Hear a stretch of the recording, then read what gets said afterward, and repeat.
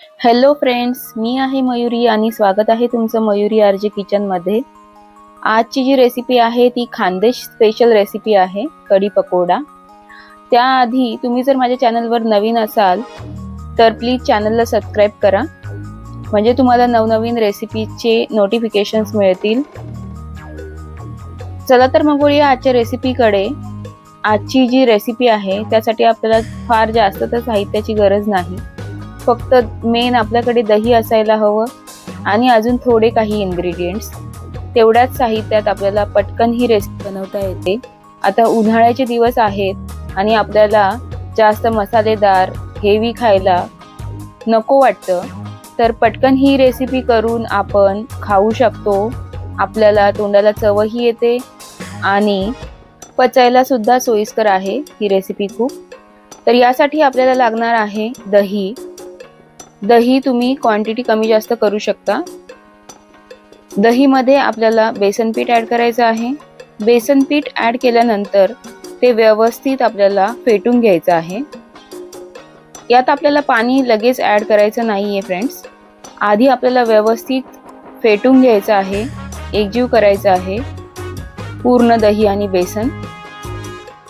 तुम्ही व्हिडिओमध्ये बघू शकता कन्सिस्टन्सी जी आहे ती अशी झाली पाहिजे, असं व्यवस्थित फेटल्यानंतर तुम्ही बघू शकता।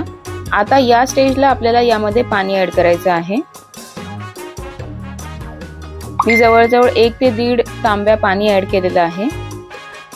पाणी सुद्धा ॲड केल्यानंतर व्यवस्थित हे मिक्स करून साईडला ठेवून द्यायचं आहे आपल्याला आणि पुढच्या तयारीला लागायचं आहे। तर पुढची जी तयारी आहे ती फोडणीची तयारी करायची आहे आपल्याला। त्यासाठी आपल्याला लसूण निवडून घ्यायचा आहे, भरपूर असा तो कट करून घ्यायचा आहे, बारीक कापून घ्यायचा आहे। तुम्ही तुमच्या आवडीनुसार मीडियम सुद्धा ठेवल्या लसूणच्या फोडी तरी चालेल। कढीपत्ता घ्यायचा आहे भरपूर असा, 3 ते 4 मिरच्या घ्यायच्या आहेत। तुम्हाला तिखट आवडत असेल तर तुम्ही मिरच्या जास्तही ॲड करू शकता आणि भरपूर अशी फ्रेश कोथिंबीर कापून घ्यायची आहे। तेल तापल्यानंतर सर्वात आधी आपल्याला कढीपत्ता ॲड करायचा आहे, त्यानंतर मोहरी ॲड करायची आहे 1 छोटा चमचा, 1 छोटा चमचा जिरे ॲड करायचे आहे। मोहरी छान तडतडली पाहिजे, जिरे सुद्धा तुम्ही व्हिडिओमध्ये बघू शकता। फोडणी जर आपली फ्रेंड्स अशी व्यवस्थित जर तुम्ही फोडणी दिली, फोडणी जर व्यवस्थित बसली तर छान होते ही रेसिपी। आता लसूण ॲड करायचं आहे, हे तेलात व्यवस्थितपणे लालसर फ्राय करून घ्यायचं आहे। लसूण लालसर झाल्यानंतर मग त्यामध्ये आपल्याला कोथिंबीर ॲड करायची आहे सगळ्यात शेवटी, आणि मिरच्या सुद्धा ॲड करायच्या आहेत।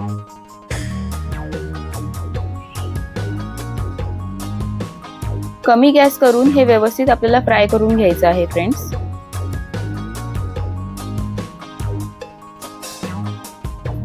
आता तुम्ही ॲड करू शकता थोडीशी हळद। पुन्हा हे मिश्रण एकजीव करून घ्यायचं आहे, व्यवस्थित मिक्स करून घ्यायचं आहे।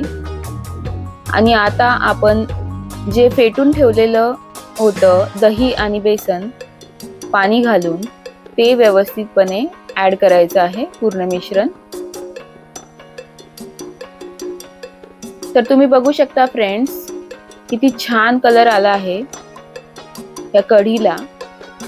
आता हे व्यवस्थित मिक्स करून आपल्याला झाकण ठेवून उकळी येण्यासाठी ठेवून द्यायचं आहे। 5 ते 8 मिनिटांमध्ये मीडियम गॅस ठेवला तर उकळी यायला सुरुवात होते। तुम्ही बघू शकता उकळी आली आहे आता या कढीला। या स्टेजला आपल्याला चवीनुसार मीठ ॲड करायचं आहे कढीमध्ये आणि थोडीशी साखर ॲड करायची आहे, जास्त नाही, 1 ते 1.5 चमचा। तर तुम्ही क्वांटिटीनुसार बघू शकता, जास्त साखर ॲड करायची नाही आपल्याला, थोडीशीच ॲड करायची आहे। पुन्हा हे मिश्रण व्यवस्थित एकजीव करून आपल्याला झाकण ठेवून एक 5 मिनिटं उकळी येऊ द्यायची आहे आणि नंतर गॅस बंद करून टाकायचा आहे। आणि अशा प्रकारे पटकन गोल भजी करून घ्यायची आहेत। ही गोल भजीची जी रेसिपी आहे ती माझ्या चॅनलवरती मी आधीच ॲड केलेली आहे, हा व्हिडिओ अपलोड केलेला आहे। तर तुम्हाला जर हवा असेल तर तुम्ही बघू शकता हा व्हिडिओ गोल भजीचा.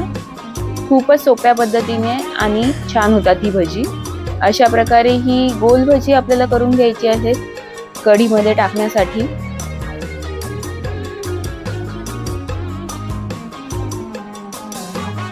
आणि गॅस जो आपण बंद करून ठेवला होता कढीचा, त्यामध्ये आपण आता भजी ऍड करू शकतो.